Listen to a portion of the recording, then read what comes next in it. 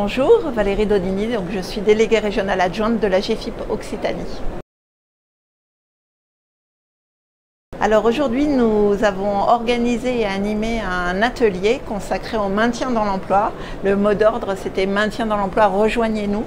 Parce que pour réussir le maintien dans l'emploi des personnes en situation de handicap, eh bien c'est l'affaire de tous, c'est l'affaire du salarié en premier lieu, parce qu'il faut être acteur de son parcours, mais aussi bien sûr de son employeur, parce que sans l'entreprise, eh bien, il n'y a pas de solution de maintien réussie, et de l'ensemble de l'écosystème des acteurs du maintien. Et en tant qu'AGFIP, on est facilitateur de la mobilisation de l'ensemble des acteurs pour essayer de résoudre une problématique de maintien.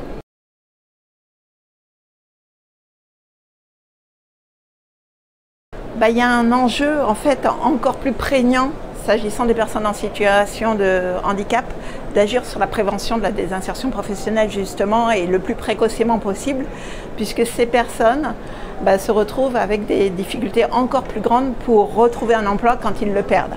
Donc il faut faire en sorte de trouver des solutions durables qui leur permettent de continuer à exercer leur métier, soit au sein de l'entreprise où ils exerçaient précédemment, soit, et là c'est du maintien dans l'emploi, soit à l'externe, on parle de maintien d'emploi, et là on les accompagne sur un nouveau projet professionnel pour trouver un emploi dans une autre entreprise, voire même dans un autre secteur d'activité.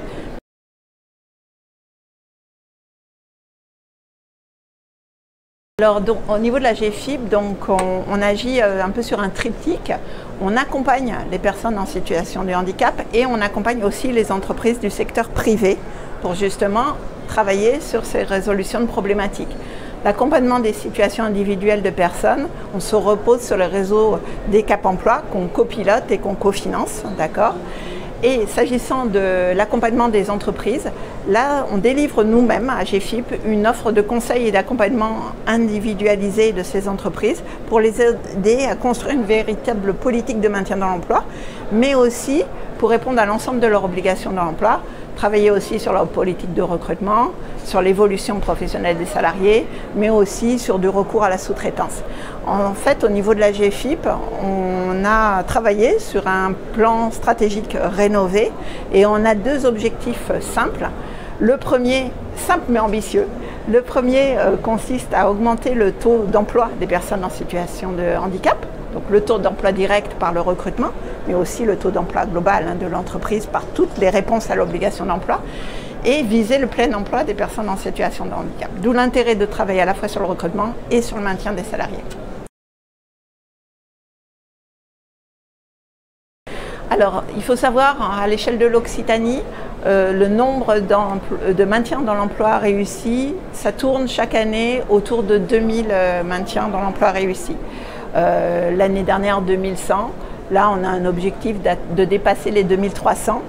À mi-année 2023, on en est déjà quasiment à 1200. Donc, on peut se projeter vers une véritable augmentation par rapport à l'année dernière. Donc ça, c'est déjà positif. Et puis par ailleurs, évidemment, nous, on accompagne les entreprises, on accompagne les personnes, mais on soutient aussi la mise en œuvre des solutions par des aides financières. Et il faut savoir qu'on peut intervenir sur des aménagements de situation de travail, en cofinancement avec les employeurs, évidemment, mais aussi sur le financement de formation pour justement aider les personnes à développer de nouvelles compétences, à faire en sorte que leurs compétences ne deviennent pas obsolètes et voire même à se reconvertir totalement. Donc on a une offre d'intervention qui est très large et donc en tant qu'AGFIP, on a un fonds de redistribution pour faire en sorte de dispenser l'ensemble de ces aides.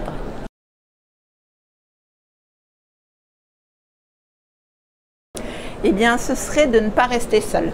Parce que les chefs d'entreprise sont souvent un peu désemparés quand l'un de leurs salariés est touché par le handicap, quand il y a une survenance ou une aggravation du handicap. Et on ne peut pas demander aux chefs d'entreprise, aux acteurs de l'entreprise de devenir des spécialistes de tous les champs de l'emploi, de connaître tous les dispositifs. Donc justement, en recourant au service de la GFIP, nous, on les aide à se repérer dans le paysage des acteurs, à mobiliser les bons acteurs pour les accompagner pour la recherche d'une solution et puis à les accompagner dans la mise en œuvre de cette solution, y compris financièrement, mais aussi sur des solutions d'ordre organisationnel, etc. Donc le premier conseil, c'est de ne pas rester seul, de savoir demander de l'aide pour être conseillé au mieux.